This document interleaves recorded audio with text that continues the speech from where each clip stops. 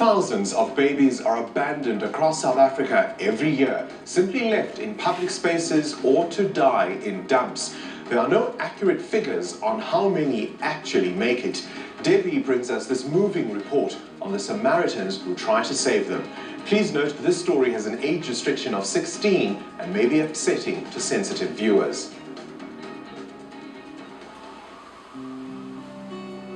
Jeremy Olafier's heart-rending song, written with his wife Nicole, went viral within days of its release in 2014. Pretty little girl with the weight of all the world on.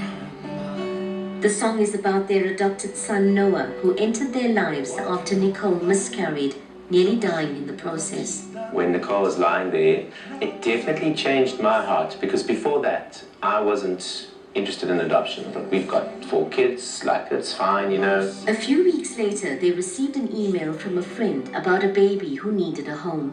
So I read this out to Jeremy. Next minute, he's just tears streaming. It's just boiling my eyes out. All of a sudden, you've been through this really broken time, and you have a softness that's there that wasn't there before. Noah was abandoned at birth, left under a tree in a field. He was wrapped in his mother's jacket, hidden in a plastic bag.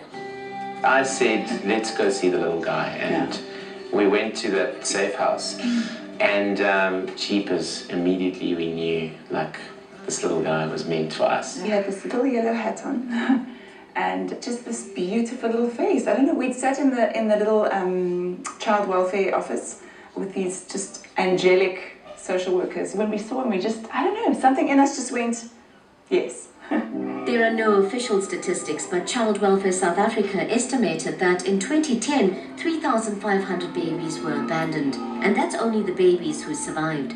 You hear the stories and I would just cry every time, because I think that could be Noah. I couldn't picture him in a packet, you know, abandoned. It just was my baby. I saw a picture of a baby in the newspaper who had been abandoned on the outskirts of Soweto, and she was dead. And I was absolutely devastated.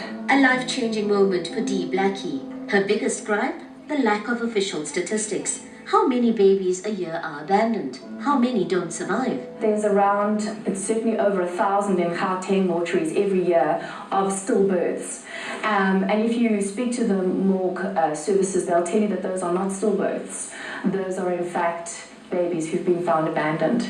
I spoke to one of the head forensic pathologists in the morgues, and her comment to me was, Dee, we are swamped with dead babies every week.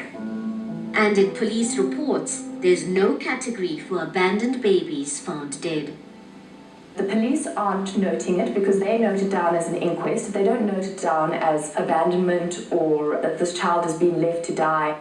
Connie Krumalo, Deputy Director of the Department of Social Welfare, says that while they don't track stats of abandoned babies annually, they are included in a separate register with neglected and abused babies. Why don't we only look at abandoned babies as a separate stat? We don't want to single out a certain category. So we club them together to say these are children in need of care and protection in terms of our legislation. We need the numbers because that may show a trend, because the reality is whatever we're doing is not good enough. I think you are right. We will try to make separate disaggregation within the child protection register. So for me, it's just an IT program. It's not something really that we cannot do. It's something we can do. You see, I'm so glad you said that because it's easy to do. Yes. What's stopping us and holding us back from doing it? We're planning to do it. We've tried to lobby government. At least let us understand who is abandoning, where are they abandoning, and why are they abandoning? Because if we know that information, we can start helping and stopping this thing from taking place. For every abandoned baby found alive, it's estimated that there are 2 who have died. Desperate mothers will abandon in safe places and unsafe places. There are those that will drop children down a drain, or down a toilet. Some would abandon their children with milk and clothes.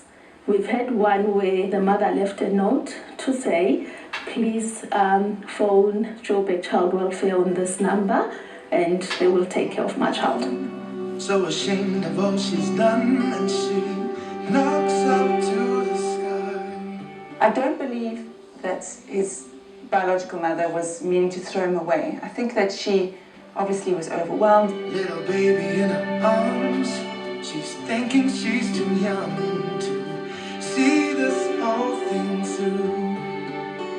Nicole wrote these lyrics late one night, thinking about the plight of Noah's mother, who found herself pregnant. All of a sudden I got a picture of this young girl just feeling desperate and overwhelmed and afraid and laying down this baby. And what point of desperation you must be at to be able to put your baby down and walk away. But on the face of it, it doesn't make sense. You can legally have an abortion in South Africa. I think the more telling issue is why we have so many late abortions, which is why we find a lot of the children in sewers, in toilets, because young girls are taking the medication, which brings on contractions. They're being told, don't worry, the baby will dissolve inside you. The baby, of course, doesn't dissolve, and the baby is born premature, and many of these babies, in fact, survive. This is a baby bin in Yeovil, Johannesburg, where mothers can deposit their unwanted babies. There are a few bins like this dotted across the country. These bins save lives.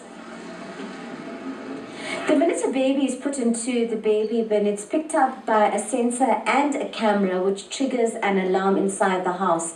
A caregiver will arrive in minutes to fetch the baby. Sadly, Door of Hope is expanding due to the number of babies coming through their doors and the challenges that hinder adoption. In the meantime, these kids sit here where there's so many parents who want children, and it's red tape that's, stopping them from being adopted. It's really a sad situation that the innocent little children that, had to maybe go through a traumatic pregnancy, and we see it in the first months that they're here. The child will be screaming at night, or maybe just when you leave the child alone, the child will be just showing the signs of trauma sometimes. A lot of people blame the implementation of the Children's Act. It's actually a great piece of legislation. It's designed to protect the children and to protect the birth mother and to protect the adoptive family. If you use it as a tool to facilitate adoption, you've got no problems. But if you use it as a tool to prevent adoptions, you've got all the checks and balances to prevent an adoption from taking place. And while you can negotiate an abortion at any age, you can't place your child up for adoption without family or a guardian's consent until 18.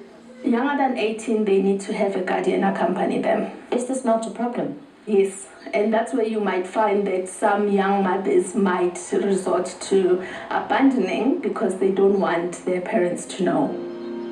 Noah is now 6 years old, and his adoption process went through without a hitch. Jeremy and Nicole have decided to be upfront and honest with Noah. We decided from the start we're just going to be honest and make it very natural, and then we started to talk about, you didn't come from mommy's tummy, you were in another lady's tummy, but she was very scared, and so she put you somewhere safe so that mommy and daddy could find you. Now he understands a bit more, but I think because he feels so secure and so loved, he seems fine with it. For information on where you can report or take abandoned babies, go to our website or social pages. After the break, a